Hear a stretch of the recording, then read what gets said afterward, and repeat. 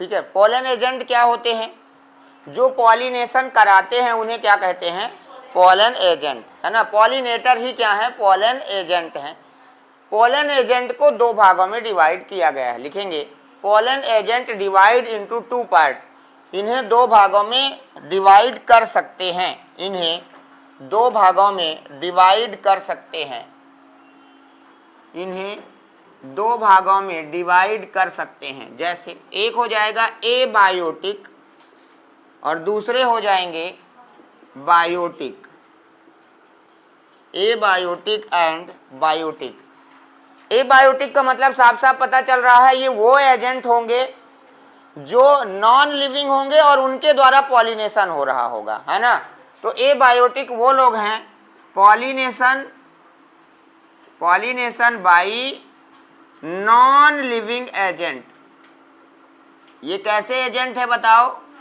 Non living है। और ये कैसे हैं? बाई लिविंग एजेंट हैं। तो लिखते चलो ऐसे, non living and living agent. Abiotic कैसे हैं बताओ? नॉन लिविंग है। और बायोटिक कैसे हैं? लिविंग होते हैं। अब जैसे तुम कहोगे कि कैसे, जैसे मान लो बाई एयर। अब एयर क्या है? नॉन लिविंग है। तो एयर जो है, किसी भी फ्लावर लगा हुआ है, अब उसमें क्या हो जाए बताओ? हवा चले, और हवा चले और उसका पोलन उड़ करके दूसरे फूल में चला गया, तो किसने किया? वो एयर ने। अर्थात वो कैसा हो गया? एबायोटिक हो गया। कोई फ्लावर ऐसा है जो पानी में लगा हुआ है, उसका पोलन गिर करके पानी में गिरा और उसके पानी से बह करके दूसरे फ्लावर तक चला गया, तो बाई वाटर। वाटर से भी हो सकता है और किससे भी हो सकता है। और इधर वाले में क्योंकि एनिमल से होगा तो एक शब्द इसके लिए दे सकते हैं, जूफिली। क्या कह सकते हैं बताओ? जू माने क्या होता है? जू माने एनिमल, है ना, कोई सा भी, ठीक है। अब इसमें जैसे इंसेक्ट आ गया, कौन आ गया बोलो? इंसेक्ट। इंसेक्ट माने कीड़े, इंसेक्ट आ गया। इंसेक्ट के लिए एक शब्द यूज करेंगे, जैसे बर्ड्स आ गया, बर्ड्स के लिए एक शब्द यूज करेंगे। जैसे बैट आ गया, बैट माने चमगादड़। इनसे भी क्या होता है? पॉलिनेशन होता है। चलो, इंसेक्ट से अगर पॉलिनेशन होता है तो इसे कहते हैं इंथेमोफिली। क्या कहते हैं? इंथेमोफिली। बताओ इसे क्या कहते हैं? ऑर्निथोफिली। और अगर चमगादड़ से होता है तो इसे क्या कहते हैं? क्रिप्टेरोफिली। क्या कहते हैं? क्रिप्टेरोफिली। सुने हो?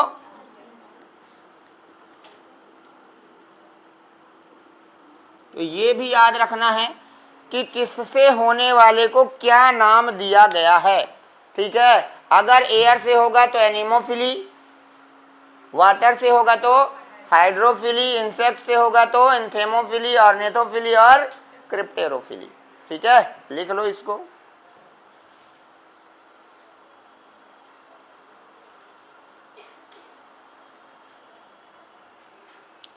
अब देखो, बायोटिक और एबायोटिक में थोड़ा सा एक डिफरेंस ये है कि जो एबायोटिक एजेंट होते हैं ये वाले, इनमें ज़्यादा मात्रा में पॉलन खराब हो जाते हैं, नष्ट हो जाते हैं, है ना। जैसे हवा में उड़ रहा है, तो हवा में उड़ के जा रहा है तो ज़रूरी थोड़ी है कि वो एक फ्लावर से दूसरे ही फ्लावर में गिरेगा, बोलो। वो हो सकता है कि व्यर्थ चला जाए, है ना। तो ये वाले में क्या होता है, ये उतना एडवांटेज नहीं है जितना ये है, ये ज़्यादा अच्छा नहीं है, बायोटिक ज़्यादा अच्छा होता है इसकी तुलना में, ठीक है ना। बाकी है तो कोई सा भी, है ना, तो लिख लेना। एबायोटिक एजेंट ज़्यादा पोलन का उपयोग करते हैं। Abiotic agent more use pollen, use more pollen, ज़्यादा पोलन का उपयोग करते हैं ज़्यादा पॉलन का उपयोग करते हैं। Because large amount of pollen become waste, क्योंकि ज़्यादा मात्रा में पॉलन व्यर्थ हो जाता है, ज़्यादा मात्रा में पॉलन व्यर्थ हो जाता है। क्या हो जाता है? ज़्यादा मात्रा में पॉलन व्यर्थ हो जाता है। क्या हो जाता है? व्यर्थ हो जाता है। अगर हम बात करें इन दोनों में, विंड में, या एयर या विंड एक ही है, एयर में और वाटर में, तो एयर से द्वारा ज़्यादा होता है, वाटर के द्वारा कम होता है। तो लिख देना पॉलिनेशन बाई एयर ज़्यादा है एज कंपेयर टू वाटर। मतलब एनीमोफिली ज़्यादा है, हाइड्रोफिली कम है। तो ज़्यादा किससे होता है? अगर इसमें देखेंगे तो हम लोग एयर के माध्यम से होता है। ठीक है, चलो आगे लिखते हैं।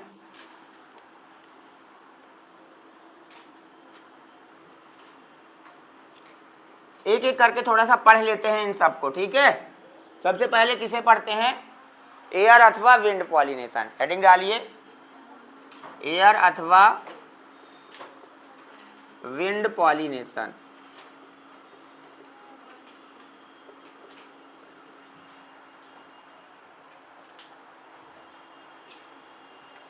एयर अथवा विंड पॉलिनेशन क्या कहते हैं इसे बताओ? एनेमोफिली। तो ये एनेमोफिली के अंदर आएगा।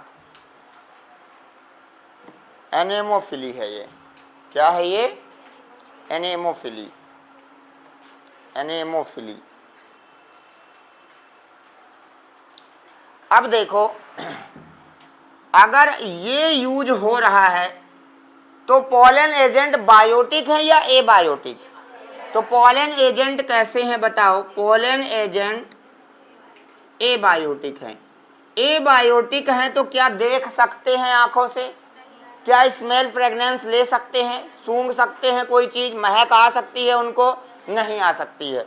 अगर नहीं आ सकती है तो क्या फ्लावर का कलर होना आवश्यक है क्या? कि फ्लावर कलर्ड हो तभी ये जाएगी हवा उसके पास, या पानी तभी जाएगा? इसीलिए इन वाले जिन फ्लावरों में एयर विंड पॉलिनेशन होता है उनके फ्लावर का कलर्ड होना आवश्यक नहीं है। अर्थात इनके फ्लावर कैसे होते हैं? कलरलेस या वाइट कलर के होते हैं। तो लिख देना फ्लावर कलर कलरलेस अथवा वाइट कलर, क्योंकि वाइट को भी कलरलेस ही है कहा गया है।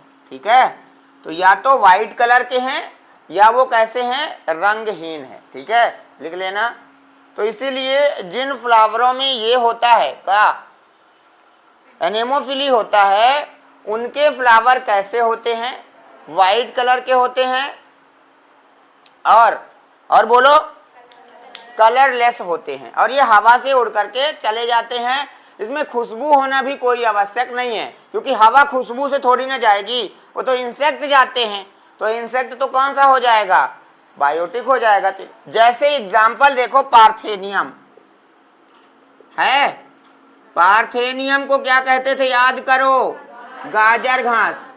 पार्थेनियम का फ्लावर देखे हो, एकदम छोटा सा। क्या वो आपको आकर्षित करता है? इतना सुंदर दिखता है? क्या उसमें महक होती है? नहीं, बदबू होती है ना? तो इसका मतलब कि उसका पॉलिनेटर बायोटिक नहीं है, वो एबायोटिक है ना? कुछ लोग ऐसे रहते हैं पॉलिन एजेंट जिन्हें बदबू पसंद है ना? वो उसको करवा सकते हैं, लेकिन वो ज़्यादातर पार्थेनियम में पॉलिनेशन किसके द्वारा होता है? पॉलिनेशन बाई एयर अथवा विंड के द्वारा ही होता है। और यही क्या फैलाता है? एलर्जी फैलाता है और अस्थमा की बीमारी करता है ना? तो चलो इसको लिखते चलो। जब बायोटिक आ ही नहीं पा रहे हैं तो इनके फ्लावर में नेक्टर का होना भी कोई आवश्यक नहीं है। तो इसमें भी लिख देना नेक्टर अब्सेंट, मकरंद, नेक्टर अब्सेंट। नेक्टर क्या है? इनमें अब्सेंट है। Nectar absent.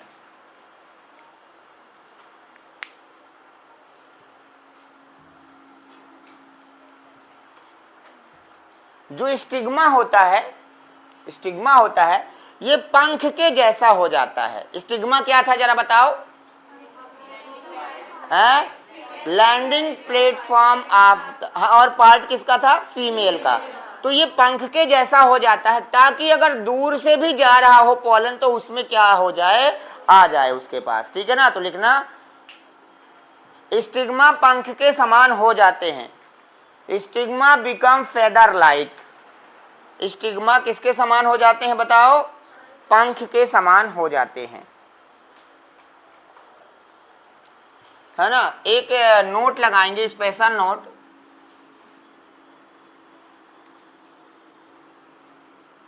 स्पेशल नोट लगाएंगे।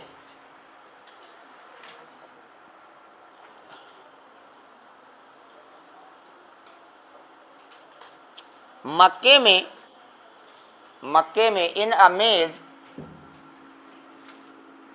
मक्के में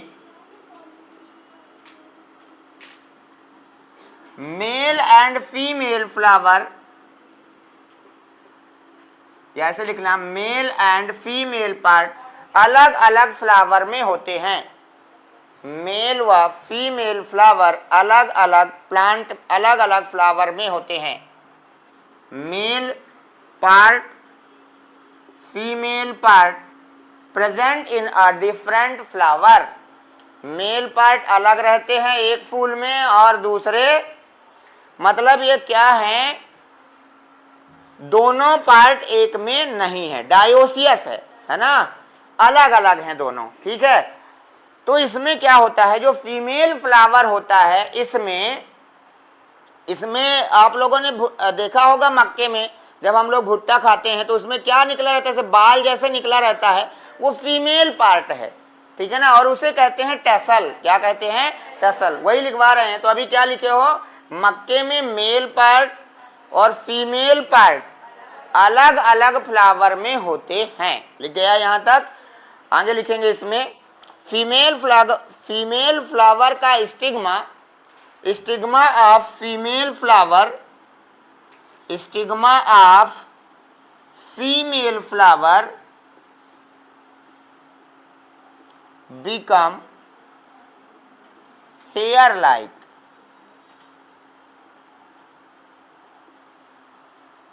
फीमेल फ्लावर का स्टिग्मा हेयर के समान हो जाता है, हेयर के समान हो जाता है, हेयर के समान हो जाता है। And it is called tassels, और इसे टेसल्स कहते हैं। क्या कहते हैं बताओ? टेसल्स। ठीक है? तो वो जो आपको दिखाई देता है वो क्या है? टेसल्स हैं। ठीक है? तो ये बात हो गई किसकी बताओ? एनीमोफिली की। ठीक है? तो क्या है anemophily? Pollination by air or wind, है ना? इसमें जब होता है पॉलिनेशन तो फ्लावर का सुंदर दिखना, कलर्ड में दिखना कोई आवश्यक नहीं होता है, क्योंकि ये तो हवा से उड़ने पर होता है। ठीक है ना? मक्के में मेल पार्ट और फीमेल पार्ट फ्लावर के अलग अलग रहते हैं, इसीलिए पोलन को अट्रैक्ट करने के लिए, पोलन आसानी से उस पर पहुंच जाएं, उसके जो स्टिग्मा होते हैं फीमेल फ्लावर के वो हेयर के जैसे हो जाते हैं, और वो हेयर के जैसे जो पार्ट होता है उसे क्या कहते हैं? टैसल्स कहते हैं। कोई दिक्कत? आगे लिखेंगे hydrophily. Hydrophily, hydrophily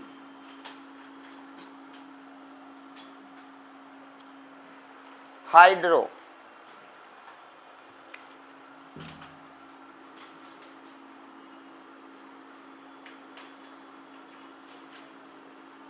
pollination by water, पानी के द्वारा परागण, पानी के द्वारा परागण। पॉलिनेशन बाई वाटर, पानी के द्वारा परागण। तो ये किसमें होता होगा? ऐसे एंजियोस्पर्म जो कहाँ होते हैं? पानी में। लिखेंगे यह एक्वेटिक एंजियोस्पर्म में होता है। It occurs in aquatic angiosperm, यह एक्वेटिक एंजियोस्पर्म में होता है, एक्वेटिक एंजियोस्पर्म। पानी में जो एंजियोस्पर्म हैं उनके पॉलन पानी के माध्यम से बह करके एक फ्लावर से दूसरे फ्लावर में पॉलन जा सकते हैं, और इसे हम लोग क्या कहेंगे।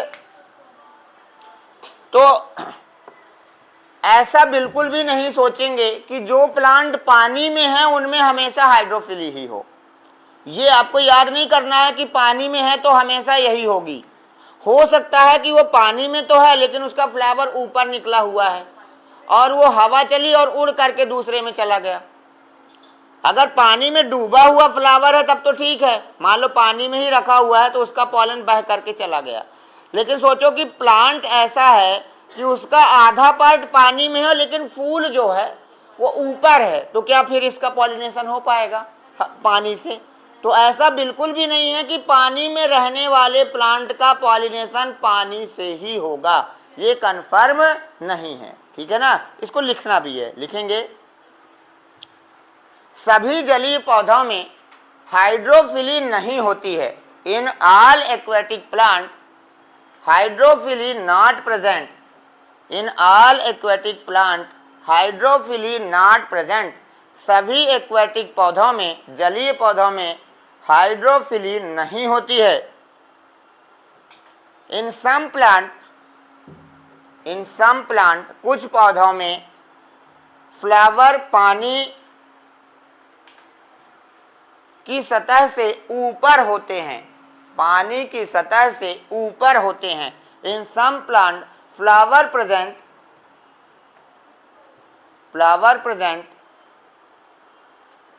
अपर surface of water.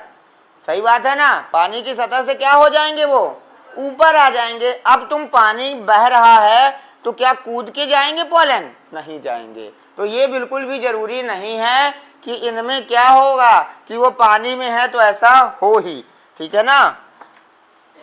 For example जैसे वाटर लिली में विंड पॉलिनेशन होता है। अब वाटर लिली कहाँ पाई जाती है? पानी में है। अब पानी में होने के बावजूद भी और उसमें पॉलिनेशन काहे से हो रहा है बताओ? हवा से। लिख लेना, जैसे वाटर लिली में विंड पॉलिनेशन होता है,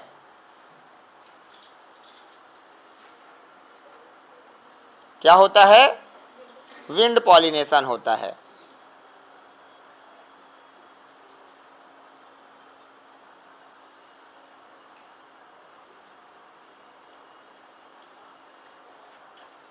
ठीक है।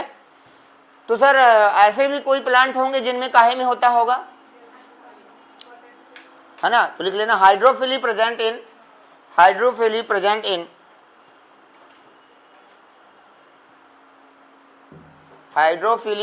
इन Vallisneria hydrilla. Vallisneria and hydrilla में क्या है? हाइड्रोफिली है ना, पानी से होगा। लेकिन वाटर लिली पानी में है लेकिन पानी से नहीं है। किसके द्वारा हो रहा है?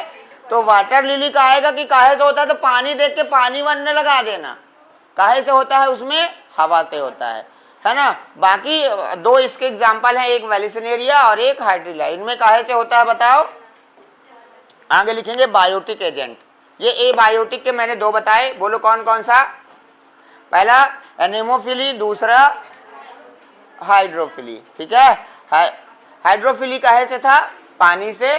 और एनेमोफिली काहे से था? एयर या विंड से। अब ये दोनों निर्जीव थे, अब काहे से पढ़ेंगे? बायोटिक। चलो लिखो बायोटिक। बायोटिक कौन से होंगे? जिंदा कि मरे हुए? बोलो लिविंग कि नॉन लिविंग? चलो तो लिखो बायोटिक एजेंट।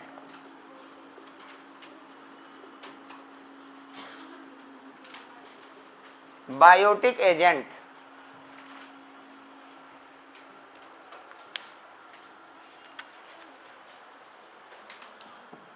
लिख लेना। Pollination by living organism, pollination by living organism, जीवित जीवों के द्वारा क्या होगा, पॉलिनेशन होगा, तो हम उसे क्या कहते हैं बताओ, बायोटिक कहते हैं। अब जीवित लोगों को फ्लावर उसे अट्रैक्ट करना चाहिए, तब तो वह उसके पास आएगा, है ना। तो इनके फ्लावर कैसे होने चाहिए, कलर्ड। तो फ्लावर कलर्ड हैं, कैसे हैं बताओ, कलर्ड मतलब रंगीन है ये, ताकि उसे देख करके पोलन एजेंट जो है वो अट्रैक्ट हो जाएं, है ना। महक है इनके पास, नेक्टर प्रेजेंट है, नेक्टर प्रेजेंट, लिखते चलो, नेक्टर प्रेजेंट।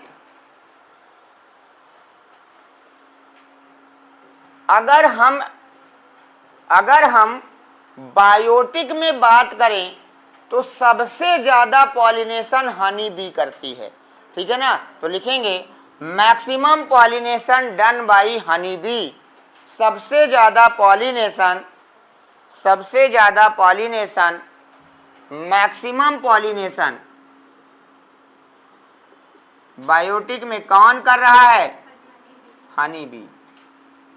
मधुमक्खियां सबसे ज्यादा क्या करती हैं, बोलो, मधुमक्खियां सबसे ज्यादा पॉलिनेशन करती हैं। तो मधुमक्खियां बहुत जरूरी हैं हमारे इकोसिस्टम पर, समझ रहे हो ना, हमारे इन्वायरमेंट पर, क्योंकि पॉलिनेशन के लिए जरूरी है ना। तो ये क्या करती हैं बताओ, हाँ, आगे लिखेंगे सेकेंड मैक्सिमम बटरफ्लाई, सेकेंड पर कौन है, सेकेंड मैक्स कौन है, तितली। तितलियों के द्वारा भी क्या होता है, पॉलिनेशन होता है। तो दूसरे नंबर पर है तितली, लेकिन पहले नंबर पर कौन है बताओ, है ना। आगे लिख देना, बीटल को खराब स्मेल पसंद होती है, beetle like bad smell, beetle like bad smell, beetle को खराब स्मेल पसंद होती है।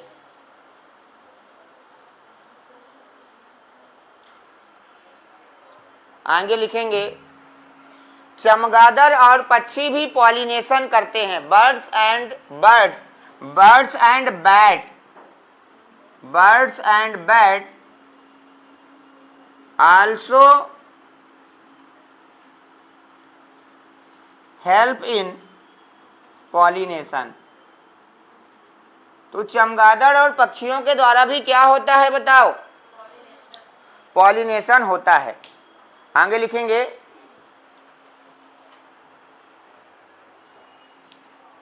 Bat has the maximum smell power, चमगादड़ के पास सूंघने की अत्यधिक क्षमता होती है। Bat has a high smell power, अत्यधिक सूंघने की क्षमता होती है। तो चमगादड़ के पास स्मेल पावर अत्यधिक है, जबकि इसकी विजुअलिटी कम होती है। लिख देना, इसमें लिखेंगे but it's visuality is less, जबकि इसकी देखने की क्षमता कम होती है, जबकि इसके देखने की क्षमता कम होती है।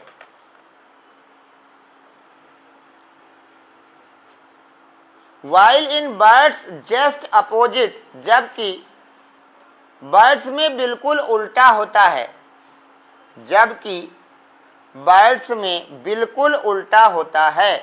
चिड़िया में क्या होता है बिल्कुल उल्टा, मतलब सूंघने की क्षमता कम हो जाएगी, है ना, और देखने की क्षमता ज्यादा हो जाएगी, है ना।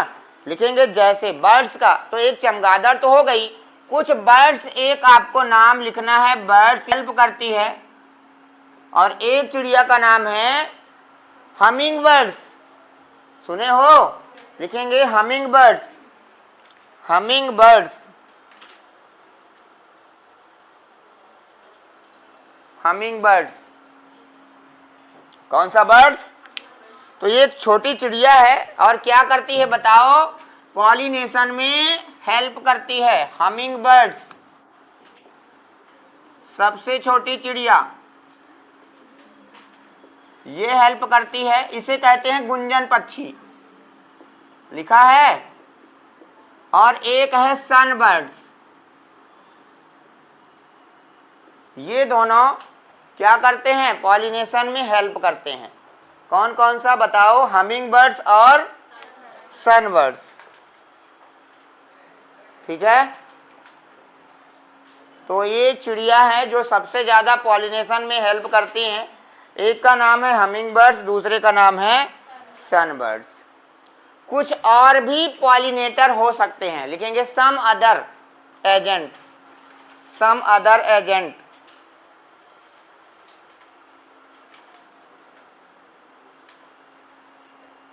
बताओ, जैसे जैसे लिजार्ड हैं, है ना, छिपकलियां हैं जो वहां घूम रही हैं, तो लिख लेना जैसे सम लिजार्ड, कुछ छिपकलियों से भी हो सकता है। गार्डन रैट, गार्डन रैट, है ना,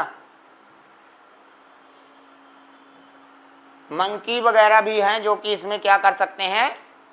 बताओ, पॉलिनेशन में हेल्प करते हैं। ठीक है, पता है कि प्लांट, हमने बताओ इसका इतना बड़ा काम किया और ये हमारा कोई काम ही नहीं, हमें कुछ मिला ही नहीं। तो प्लांट पॉलिनेटर को क्या देते हैं?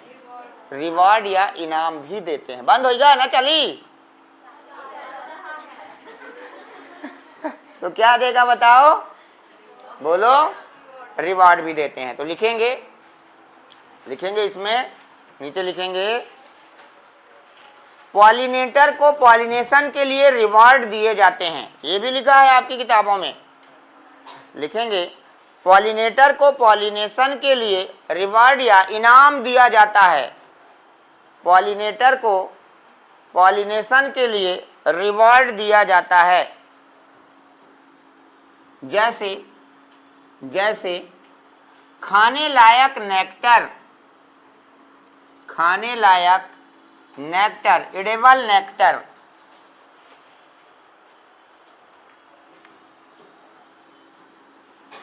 एडिबल नेक्टर क्या कह दिया जाता है कि भैया क्या कर लो? नेक्टर खा लीजिए। ठीक है ना। और क्या दिया जा सकता है बताओ? और क्या देते होंगे? हाँ, वो जो छोटे जीव जिन्होंने पॉलिनेशन किया उनको प्लांट अंडे के लिए अपने फ्लावर में या किसी भी पार्ट पर क्या कहते हैं? स्थान दे देते हैं अंडे के लिए। ठीक है ना। तो लिख लेना अंडे रखने के लिए स्थान, अंडे रखने के लिए या अंडे देने के लिए स्थान, space for the egg laying, space for the egg laying, है ना। तो इस प्रकार से वहां पर उसे कोई ना कोई क्या दी जाती है? चीज दी जाती है कि भैया एक काम करो, आप हर बार क्या करते हो? पॉलिनेशन करवाते हो तो कुछ लेते जाओ, है ना। ये खा लेना, है ना, पॉलन खा लेना, नेक्टर खा लेना, जो भी है। ठीक है। तो वो उन्हें क्या किया जाता है? दिया जाता है। ठीक है ना। आगे लिखेंगे पॉलन पिस्टिल इंटरेक्शन। देखो है तुम्हारे में टॉपिक अभी दिया हुआ था, देखो यही है pollen pistil interaction. Pollen pistil interaction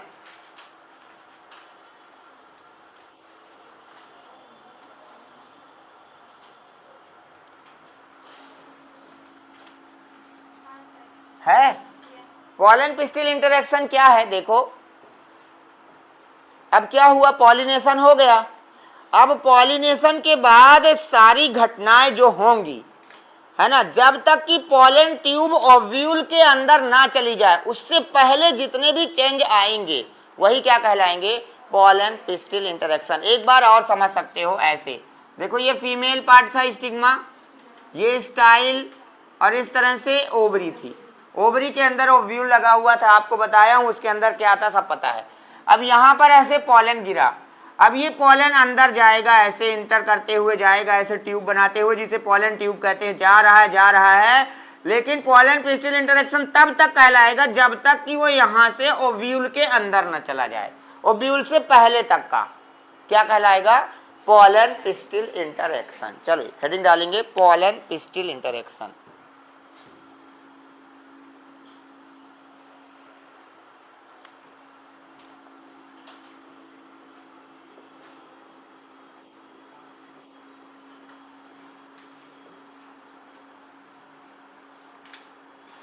pollen pistil interaction.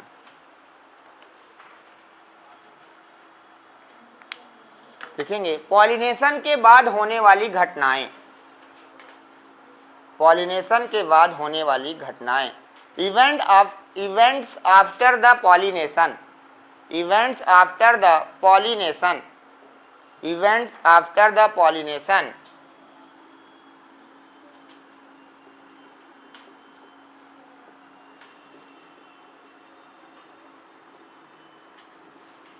Events after the pollination, किसके बाद होने वाली घटनाएं, पॉलिनेशन के बाद होने वाली घटनाएं, till the ovules, till the pollen tube not inter in ovule, till pollen tube not inter in ovule, कहाँ ना चली जाए, जब तक वो ओव्यूल के अंदर नहीं जाती है तब तक का ये चेंज जो आएंगे उसे हम लोग क्या कहेंगे, पोलन पिस्टिल इंटरेक्शन कहेंगे। अब हमें ये पढ़ना है कि भैया ये हो गया पिस्टिल, बोले तो ये क्या है, स्टिग्मा, ये है स्टाइल और ये है ओवरी। इसमें इसमें इसमें और यहां आकर के गिरा क्या, ये पोलन। अब ये पोलन ट्यूब जब बनेगा तो कैसे बनेगा, उसमें कौन सी सेल के न्यूक्लियस कहां पर हैं, जब ये अंदर जाएंगे तो कौन सिनर्जिड सेल के पास जाएगा, कौन यग सेल को फ्यूज करेगा, कौन किसे फ्यूज करेगा, ये सब कुछ भी देखना पड़ेगा। तो सबसे पहले तो पोलन ट्यूब बनेगी, क्या बनेगी, ऐसे नहीं आता कि यहाँ गिरा और हवा में नीचे ऐसे आ जाए, ये होलो है तो, है ना, कोई जरूरी नहीं है। अच्छा ये दो तरह की भी हो सकती है, एक होलो और एक सॉलिड। होलो है तो ट्यूब बनेगा, सॉलिड है तो यहाँ पर कंडक्टिंग टिश्यू लगे होते हैं जो उसे आगे की तरफ क्या कर देते हैं, कंडक्ट कराते हैं। ठीक है, तो अभी हम यही पढ़ रहे हैं पोलन पिस्टिल इंटरेक्शन। चलो आगे लिखेंगे, तो इसकी कुछ प्रोसेस हैं, कुछ घटनाएं हैं, कौन कौन सी प्रोसेस हैं वो लिखवाते हैं। ठीक है ना, यहाँ तक लिख गया है। लिखेंगे प्रोसेस फर्स्ट, पहली process, first process, first process.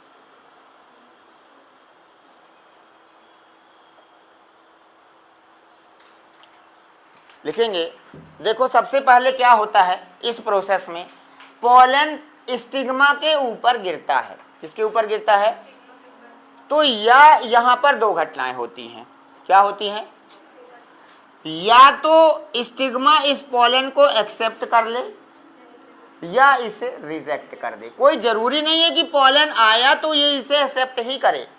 जैसे जैसे हम लोगों ने ह्यूमन रिप्रोडक्शन पढ़ा था, ह्यूमन रिप्रोडक्शन में क्या होता था, स्पर्म ओवम को पहचानता था, ZP3 रिसेप्टर लगे हुए थे, दूसरी स्पीशीज के स्पर्म का रिकॉग्नाइजेशन बंद कर देता था।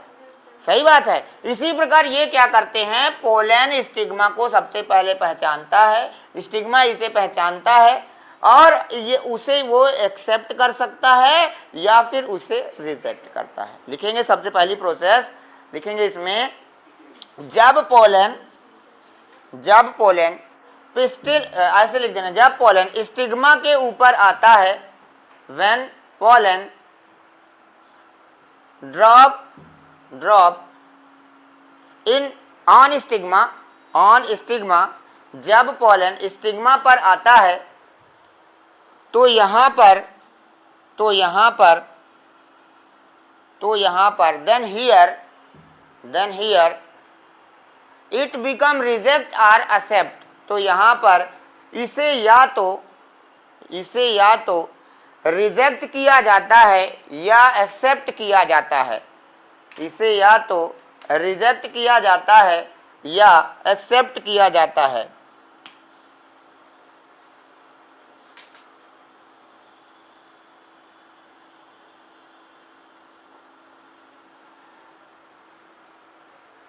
इफ इट इज रिजेक्ट, अगर यह रिजेक्ट हो जाता है, अगर यह रिजेक्ट हो जाता है, अगर यह रिजेक्ट हो जाता है तो इसे इनकम्पैटिबल कहते हैं। इनकम्पैटिबल क्या कहते हैं? इनकम्पैटिबल कहते हैं। And if it is accepted, अगर ये एक्सेप्ट कर दिया जाता है तो इसे कंपैटिबल कहते हैं। क्या कहते हैं? कंपैटिबल कहते हैं। And if it is accepted then it is called क्या? बोलो, कंपैटिबल। अगर यह रिजेक्ट हो जाता है तो इनकम्पैटिबल, और अगर एक्सेप्ट हो गया तो कंपैटिबल। इधर समझ लो एक बार मैं क्या बता रहा हूं, देख लो इधर मैं क्या बता रहा हूं।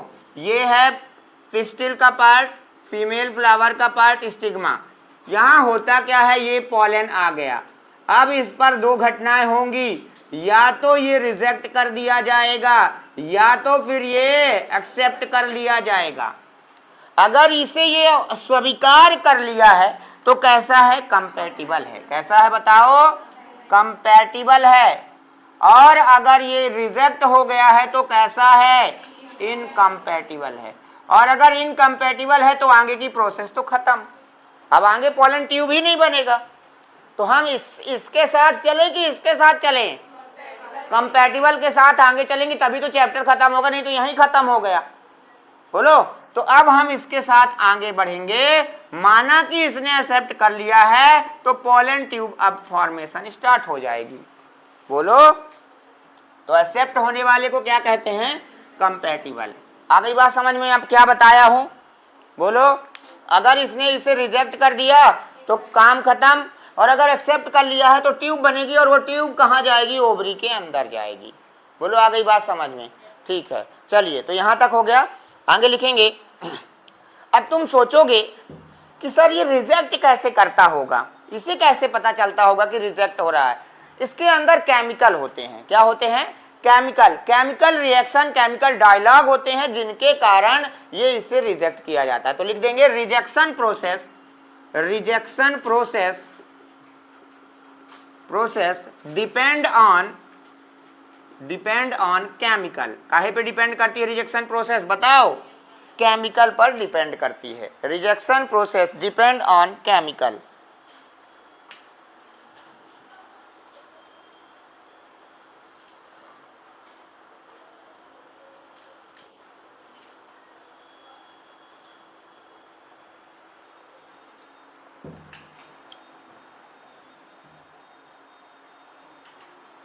ठीक हो गई बात यहां तक।